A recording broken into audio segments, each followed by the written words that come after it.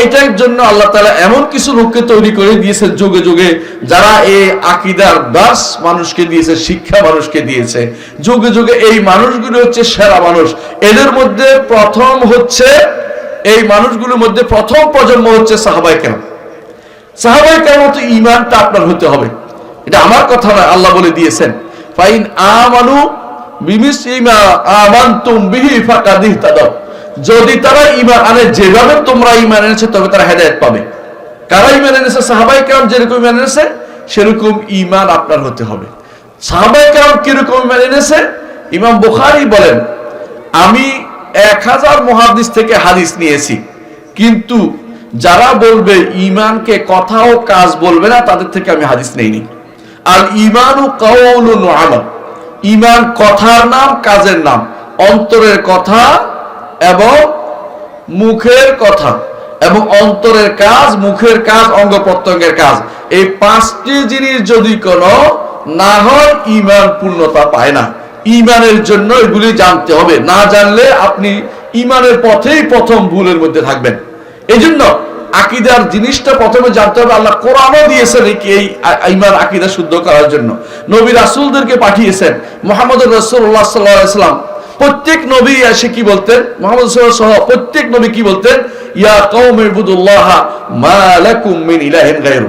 হে আমার কওম, আল্লাহ ব্যতীত তোমাদের আর কোনো মাবুদ নাই। তারা কি আর কোনো ঈমানের দাওয়াত দেয় না? দিছে, কিন্তু প্রথম দাওয়াতটা হচ্ছে তাওহীদের দাওয়াত।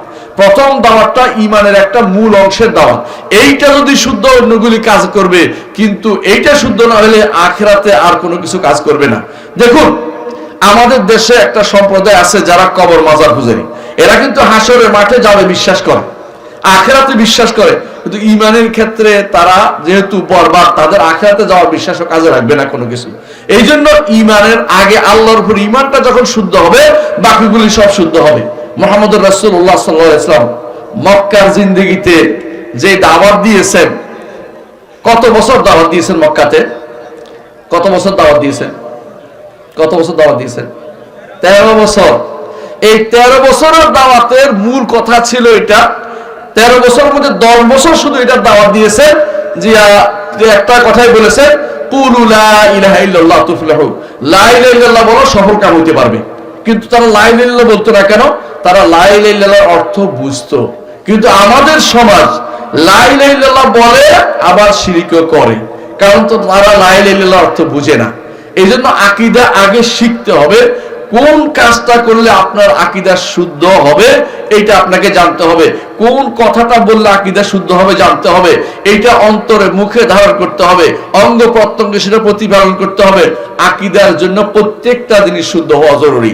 আপনার অন্তরের আমলটাও শুদ্ধ হবে, অন্তরের কথা বা আকীদাটাও শুদ্ধ হবে, মুখের কথাটাও শুদ্ধ হবে, মুখের আমলটাও শুদ্ধ হবে, এবং আপনার ঈমান শুদ্ধ হতে হলে অঙ্গ প্রত্যঙ্গের আমলও শুদ্ধ হতে হবে। আপনি আল্লাহর জন্যই ইবাদত করবেন সিদ্ধান্ত নিয়ে রাখছেন, কিন্তু সিজদা করেছেন কবরে, আকীদা কি শুদ্ধ আছে? নাই। তো অঙ্গ প্রত্যঙ্গের আমলের মধ্যে আপনার আকীদা জড়িত।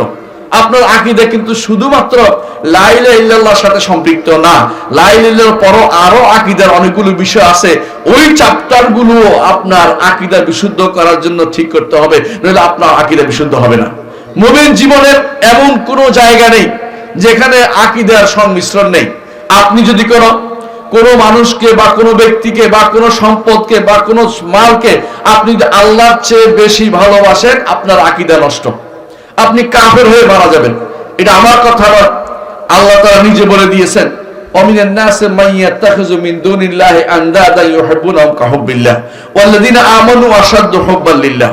আমরা যারা আজ দুনিয়ার বুকে আছি, আমরা সবাই জানি যে আমরা আল্লাহর কাছে ফিরে যাব, আল্লাহকে বেশি ভালোবাসতে হবে। সবার চেয়ে বেশি ভালোবাসতে আল্লাহকে বেশি ভালোবাসতে হবে। আর মুহাম্মদুর রাসূলুল্লাহ সাল্লাল্লাহু আলাইহি ওয়াসাল্লামকে কেন ভালোবাসবো? তিনি আমাকে আল্লাহর পথ দেখিয়েছেন, তিনি আমাদেরকে আল্লাহর পথ দেখিয়েছেন। এই ভালোবাসাটা হচ্ছে আল্লাহর জন্য। আর আল্লাহকে ভালোবাসবো কারোর জন্য নয়, লেজাতিহি, সত্তাগতভাবে আল্লাহকে ভালোবাসতে হবে, নইলে ঈমানদার হইতে পারবেন না। কুল ইন কুনতুম তুহিব্বুনাল্লাহ ফাত্তাবিউনি ইউহিব্বুকুমুল্লাহ। যদি আপনি আল্লাহকে ভালোবাসার দাবি করেন, রাসূল অনুসরণ করেন, আল্লাহ আপনাকে ভালোবাসবে। আল্লাহর ভালোবাসা যদি না পান, আপনি জান্নাতেও যেতে পারবেন না। আল্লাহর ভালোবাসা কাদের জন্য আছে? যারা ঈমানদার, যাদের আকীদা বিশুদ্ধ, তাদের জন্য রয়েছে। সুতরাং আপনার জীবনের শুরু থেকে শেষ পর্যন্ত আকীদা যদি আপনি বাস্তবায়ন না করেন, আপনার কোনো কাজ নাই। আমরা যারা লেখাপড়া করি, নিয়তের মধ্যে যদি গড়বড় থাকে, চাকরি করার জন্য হয়, যদি সার্টিফিকেট অর্জনের জন্য হয়, তাহলে কিন্তু আমাদের লেখাপড়াটা এমনি চলে গেল। এটাও আকীদার একটা অংশ। আমরা যারা দুনিয়ার কাজ করি, যদি উদ্দেশ্য হয় হালাল হারামের চিন্তা না করি, দুনিয়াটাই তাদের একমাত্র উদ্দেশ্য, দুনিয়ার ইবাদত করা হয়, টাকা পয়সার ইবাদত করা হয়। এজন্য আকীদা যদি শুদ্ধ না হয়, আপনার পুরো জীবনটাই ব্যর্থ হয়ে যাবে। আকীদা শুদ্ধ হলে আপনার লাভ কি? আকীদা শুদ্ধ হলে আপনি জান্নাত পাবেন। আকীদা শুদ্ধ না হলে আপনি জান্নাত পাবেন না। এজন্য আপনি যদি জান্নাতে যেতে চান, আপনার জীবনের প্রতিটি কথা, কাজ, প্রতিটি কর্ম, কথা, কাজ, বিশ্বাস সব আপনাকে বিশুদ্ধ হতে হবে। বিশুদ্ধ যদি না হয়, আপনি জান্নাতে যেতে পারবেন না। অনেকেই হয়তো আপনাকে বলবে, অনেকেই বলবে যে আকীদা বিশুদ্ধ, আকীদা করে আপনারা এত কথা বলেন, অন্য কাজ কিছু করেন না, আপনাদের এটা আপনাদের আকীদা শুদ্ধ আছে। যখন জিজ্ঞাসা করা হয় আল্লাহ সম্পর্কে আকীদা কিভাবে বিশুদ্ধ হবে, বলতে পারে না। আল্লাহ সম্পর্কে আকীদা বিশুদ্ধ হতে হলে আপনাকে তিনটা জিনিস লাগবে। আল্লাহকে রব মানতে হবে, আল্লাহর নাম গুণ মানতে হবে, এবং আল্লাহ একমাত্র আল্লাহর ইবাদত করতে হবে।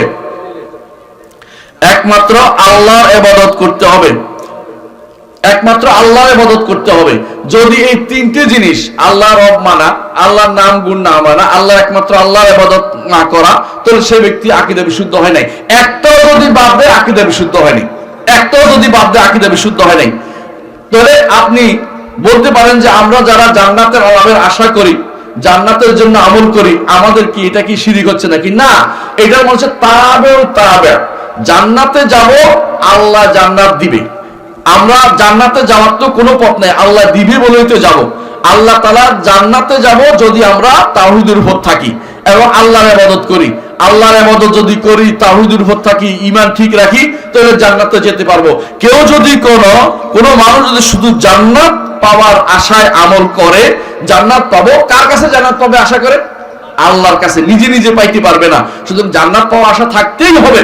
কারণ আল্লাহ তাআলা কোরআনে কারীম, রাসূল তার হাদিসে বারবার আমাদেরকে বলে শিখিয়ে দিয়েছেন যে আল্লাহুম্মা ইন্নী আউযু বিকা মিনান নার, আন্নী আসআলুকাল জান্নাতা ওয়া আউযু বিকা মিনান নার শিখিয়ে দিয়েছেন। তো আমি জান্নাত চাই, জান্নাত পাওয়ার আশায় আল্লাহর ইবাদত করছি, কোনো সমস্যা নাই। এটা হচ্ছে আল্লাহর ইবাদতের ফল হিসাবে আসতেছে। আল্লাহর ইবাদতের ফল হিসাবে যেটা আপনি পাবেন, এটার আশা করা কোনো দোষ নয়, এটা শিরকের কোনো বিষয় না। সুতরাং আপনাকে যে কোনো মূল্য যেটা করতে হবে, আল্লাহর জন্যই যাবতীয় ইবাদত নির্ধারণ করতে হবে, আল্লাহকে রব মানতে হবে এবং আল্লাহর নাম ও গুণের স্বীকৃতি দিতে হবে। এবং তারপর শুধু এটা নয়, এটা শুধু একটা হচ্ছে আল্লাহর উপর ঈমান হবে। ফেরেশতাদের উপর ঈমান বিষয় কিভাবে হবে জানতে হবে, তাকদীর উপর ঈমান কিভাবে জানতে হবে। আমাদের দেশে একটা বিরাট গোষ্ঠী এখনো মনে করে তাকদীরের ব্যাপারে, তারা মনে করে আমি করব বলে আল্লাহ লিখেছেন, আল্লাহ আমার জন্য কিছু লেখেন নাই, আমার জন্য তিনি খারাপটা লেখেন নাই, ভালোটা লেখেন নাই। আল্লাহ খারাপ ভালো উভয়টা লিখেছেন। খারাপ তার নির্ধারণের দিক থেকে কোনো খারাপ কোনো কিছু নাই, আপনার কর্মের দ্বারা সেটা খারাপ হয়। ইবলিসকে আল্লাহ সৃষ্টি করেছেন, কোনো সন্দেহ নাই। ইবলিসের কথা শুনতে নিষেধ করেছেন, কোনো সন্দেহ নাই।